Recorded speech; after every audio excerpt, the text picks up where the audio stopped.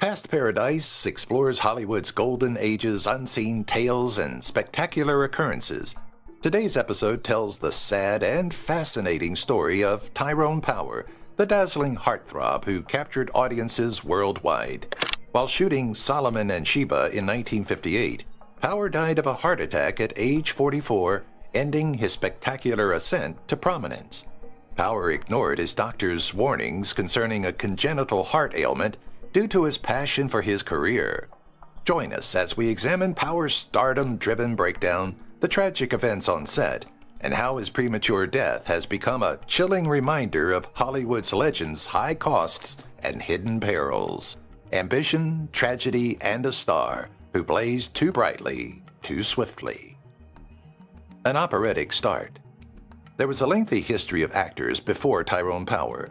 Tyrone Power Sr., Power's father, grandfather, and great-grandfather were all comedians and stage and film performers. Power was born in 1914 in Cincinnati, Ohio. His paternal great-grandmother connected Power to the renowned stage actor Laurence Olivier. The theatrical director, Sir Tyrone Guthrie, was linked to his father's first cousin, Ethel Leavenworth, a theater actor. Given this impressive heritage, it is understandable that Power chose to pursue a career in acting. Their father left them. After his father committed adultery, his parents split ultimately due to his hectic travel and performance schedule. For years after his family's abandonment, Tyrone Power Sr. did not see Power or his sister, Ann Power. Helen raised her two children alone in California after her husband departed. She also made sure they took diction and voice control classes to make her children's move into acting easier. In 1931, Power's father, Powers was now 16 years old, came back into his son's life to guide him in becoming a Shakespearean actor. Changing cities, New York to Hollywood. Even with a well-known name, Power was still unproven as an actor and could not get acting roles when his father died away in the same year that they got back together. He made the tough choice to give up Hollywood and his shot at making movies since he was utterly broke. In the hopes that Broadway would be a better fit, he relocated to New York, where he immediately caught the attention of theater owner Katharine Cornell, who assisted Power in landing his first significant part as Benvolio in Romeo and Juliet. Rejecting a conversation. A talent scout saw the actor perform on Broadway in his breakthrough performance as Romeo and Juliet's Benvolio and made sure to contact him. A film contract at Universal Studios, one of Hollywood's biggest studios, was extended to him by the talent scout. Tyrone Power went to Katharine Cornell for advice, but she didn't think he should sign the deal just yet. Her justification was that the actor should get more experience and training before signing a contract. Following her advice, he declined an offer from Universal Studios. Eventually, I got a contract. Hollywood made a second attempt to contact Power after he turned down Universal Studios and kept training for his theater parts. This time, Power piqued the curiosity of 20th Century Fox, and the studio was prepared to seize the moment. Tyrone Power was given a screen test by the studio, and upon passing it with great distinction, he was given a contract. Lloyd's of London. Henry King offered Tyrone Power the chance to try out for a part in his film Lloyd's of London. To get the role, all he needed to do was outperform the actor who was cast in the previous version, Don Ameche. Ameche had just signed a deal with 20th Century Fox, so it was a big comfort that he wouldn't be up against an established celebrity.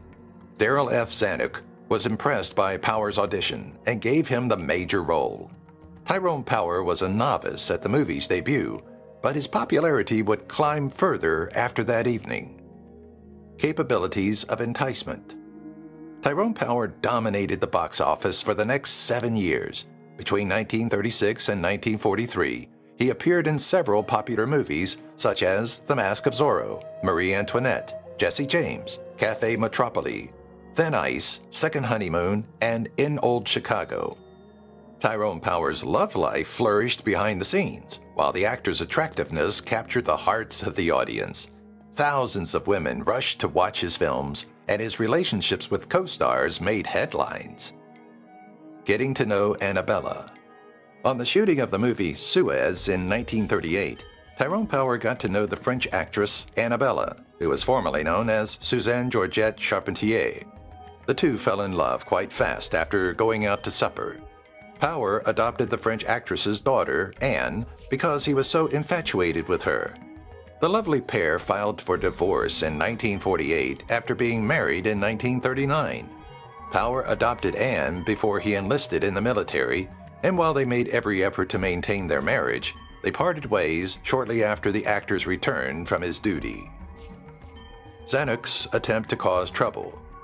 Film producer and studio boss Darryl F. Zanuck was not exactly delighted with Tyrone Power and Annabella's relationship.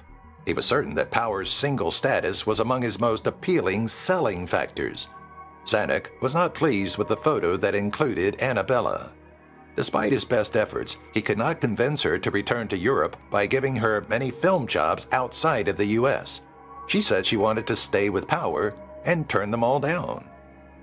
Annabella received a penalty. Annabella was suspended because she wouldn't obey Zanuck's regulations. The actress would subsequently acknowledge that, despite her ability to refuse the studio executive, she could not do the same for her lover at the same time. This was several years later. The actress said that Power didn't know how to say no to someone like Zanuck. As she said in a different interview, Zanuck could not stop Tyrone's love for me or my love for Tyrone. Tyrone Power and Annabella Power's marriage. The fact that Annabella was looking for a speedy divorce and was still married to another man when she met Power was another challenge they had to face. She was free to wed her American sweetheart once she eventually got a divorce from French actor Jean Marat. Despite having a very hard beginning to their relationship, they were eventually married on April 23, 1939. However, their problems were far from ending, as Zanuck was enraged that his most successful star was now a married man. Bankrupt and deceived. The newlyweds were eager to begin their new life together, which included purchasing a house. Sadly, Power discovered that he was very impoverished and unable to afford the home they had chosen for themselves. It comes out that Power's reliable business manager, Uncle Frank, had been embezzling money from him for years, leaving Power with nothing at all. This required Annabella to purchase the couple's home and contribute to the cost of the comfortable lifestyle they had been used to. Annabella didn't satisfy Power. The couple had been married for 4 years when they were still unable to conceive. Aside from his adoptive daughter, Anne, Power yearned for a son so much that he was disheartened and hopeless about married life. Annabella was devastated that she couldn't conceive. The two performers were not loyal to each other, which made matters worse. While Annabella was having an affair with Roald Dahl, Power's focus was on Judy Garland, the actress. Garland begged Power to leave his wife since she loved him, but he never did. Not for Garland, however. Marriage and the military. With the start of World War II in 1942, Power was expected to enlist. He joined the Marine Corps in 1942 and was commissioned as a second lieutenant in 1943.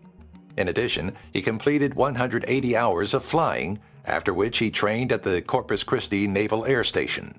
After that, he was promoted to first lieutenant, and he continued to fly from 1944 until 1945. Unfortunately, throughout the war, his marriage to Annabella was having problems.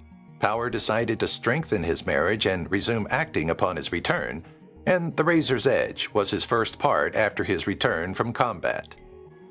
The Edge of the Razor. Following his discharge from the service, Tyrone Power starred with Gene Tierney, Ann Baxter, and John Payne in the 1946 film The Razor's Edge. The movie is an adaptation of the same-titled book by W. Somerset Maugham. In addition to being nominated for 4 Academy Awards, including Best Motion Picture and Best Actress in a Supporting Role for Ann Baxter, the movie became an immediate smash. Power decided to take on a more difficult part for his next movie in order to explore the passion that the huge success had produced. Fearful Lane and Zanuck's betrayal. Tyrone Power had been portraying sweet and endearing characters, but Nightmare Alley in 1947 was the type of job he had been waiting for. This movie, which was likewise based on a book, was much darker. Darryl F. Zanuck was unhappy with the decision because he thought Power's reputation would be ruined. He ultimately gave the actor permission to play the part, and although it wasn't precisely a financial hit, it was undoubtedly a critical one, especially for Power, who got overwhelmingly positive reviews. After the movie had been out on the circuit for a few weeks, Zanuck took his retaliation by refusing to promote it and then removing it from theaters. An era's end. Tyrone Power and his wife Annabella sincerely tried to save their marriage after the war. They unfortunately couldn't, so they decided to file for divorce. Tyrone Power can now move on with his life and public persona as an eligible bachelor after the marriage ended amicably. Annabelle said afterward, "We were terribly sad about it, both of us, but we knew we were drifting apart. I didn't think then, and I don't know now, that it was his fault or mine." The allegations that Power was not as straight as he seemed to have started when he, his friend, and fellow actor Cesar Romero traveled to South America for 6 weeks. The life's love of Lana Turner. Following his return from a 6-week South American trip with actor Cesar Romero, Power immediately attracted the attention of renowned leading lady Lana Turner. Turner was enamored with Power, and while he had a deep affection for her, it seemed that she felt more love for him. Turner went so far as to acknowledge Tyrone Power as her true love. In contrast, Power had no plans to wed Turner, even after she became pregnant with his kid in 1947. The relationship deteriorated further when Turner chose to get an abortion after learning that Power had no desire to have children. The romance was already on the rocks. Flying alone once more. Tyrone Power thought he needed a vacation when his turbulent relationship with MGM darling Lana Turner ended, and he renewed his passion for flying. The actor, who has pilot training already, took off in Power's own aircraft, the Geek, with flying partner Bob Buck. The actor was followed wherever he went by devoted admirers who were overjoyed to hear that he was once again single. The two friends journeyed across Europe and all the way to South Africa. With love to Rome. Power met Linda Christian, an actress from Mexico, while touring the world and living in Rome. He fell in love with the stunning and seductive actress right away, and he had no idea that Lana Turner would soon be forgotten. One day, while Power was still on the phone with Turner, Christian clearly recalls that Power's phone rang in his hotel suite, and Turner begged, "Where have you been all evening? Tell me that you love me." Power then reportedly turned to Christian while they were still talking and confessed his love to Christian instead of Turner. Turner became enraged with jealousy, and Power became much more enraged upon learning that Turner had been seeing Frank Sinatra in the meantime. Getting hitched to Linda Christian. Power requested Linda Christian to be his wife despite Lana Turner's destruction. The star tied the knot for the second time in 1949, and this time the hordes of admirers outside the church caused his unfortunate future wife to arrive late for her wedding. Their marriage presented many difficulties. Despite their intense love for one another, they had several setbacks throughout their 8 years of marriage. Up until 1951, when Christian gave birth to a daughter they called Romany Francesca Power, she had experienced a total of 3 miscarriages during that period. Assuming more limited roles. The actor's career took a little turn for the worse when he starred in several successful films in the late 1940s, such as The Swashbucklers, Prince of Foxes, and The Black Rose. He boldly chose to participate in the theatrical version of Mr. Roberts at the London Coliseum because he was tired of the parts he had been portraying. Linda Christian, his new bride, was furious with Power. She was baffled as to why her well-known husband, who could reach a much wider audience via his cinema appearances, chose to do lesser parts for smaller audiences. An open union for the authorities. Power was not precisely true to his new bride when he married Linda Christian and toured the theater scene. In fact, he told her, "Why do you worry? Why don't you get yourself a lover too?" when she contacted him among the many reports of his adultery. Linda Christian did just that and started dating English actor and director Edmund Purdom. Taryn Stephanie Power was born into the family in 1953.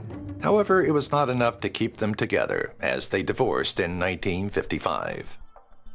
Most likely, he was bisexual. Tyrone Power had many relationships with women and was married 3 times in his brief life, but his sexuality was a little more nuanced. Although Power said he was straight, he was often seen with well-known gay performers. Power's close friend, Cesar Romero, composer Lorenz Hart, comedian Bob Monkhouse, actor Errol Flynn, fashion critic Mr. Blackwell, and an unidentified technician at 20th Century Fox were among the individuals he had sexual relationships with. Tyrone Power continued to have connections with women, thus it's reasonable to presume that he was bisexual. Santa Claus and David Niven. Bring On the Empty Horses, a 1975 book by British actor David Niven, is one of the most comprehensive looks into Hollywood and its stars.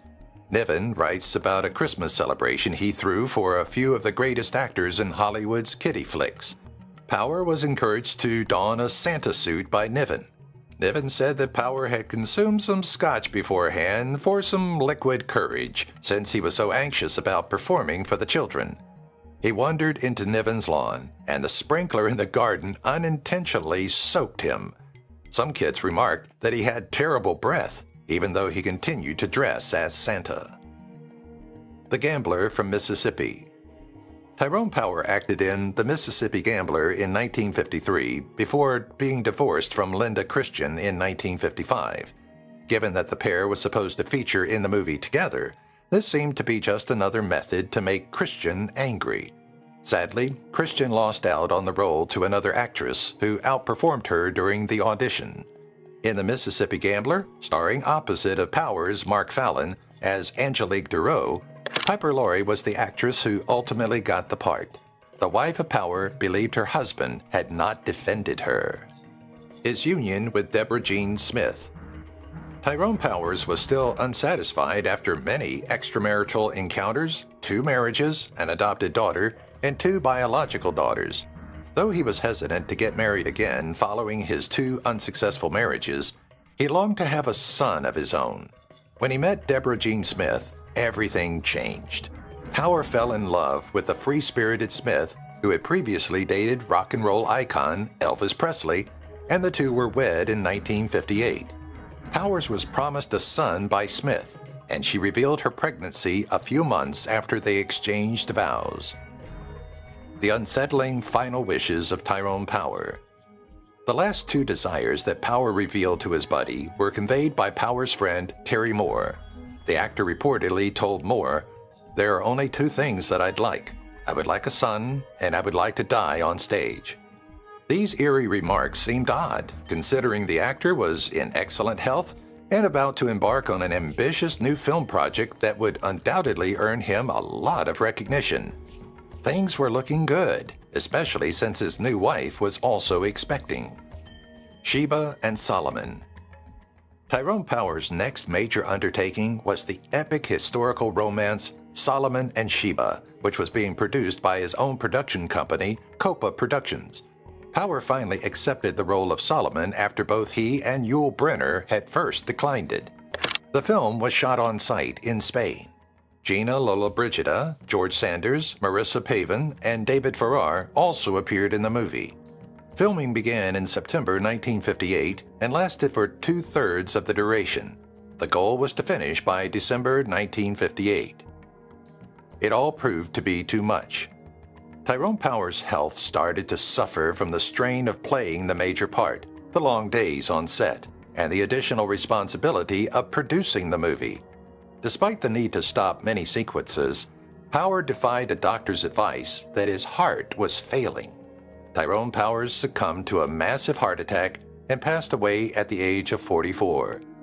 Power collapsed during a battle scene with co-star George Sanders, and though he was rushed to hospital in Gina Lollobrigida's car, Power said, "If there's something wrong, I don't want to know." Yul Brynner, a friend and fellow actor, would eventually take his position in the movie. His dreams occurred. One of the last desires for his death was to occur on a movie set, and that is exactly where his spouse, Deborah Jean Smith, gave birth to their son, Tyrone Power Jr. The actor's demand to be buried in the Hollywood Forever Cemetery was granted. Tyrone Power not only left behind a wife and 3 children, but also bereaved friends like Cesar Romero, who spoke at his burial. Years later, his daughter, Taryn, would acknowledge, "I would have liked to have talked to him. I would have liked to hug him. I would have liked to have a daddy." If you've watched the video till here, that means you've enjoyed the video. Subscribe. Don't forget to turn on the notifications bell icon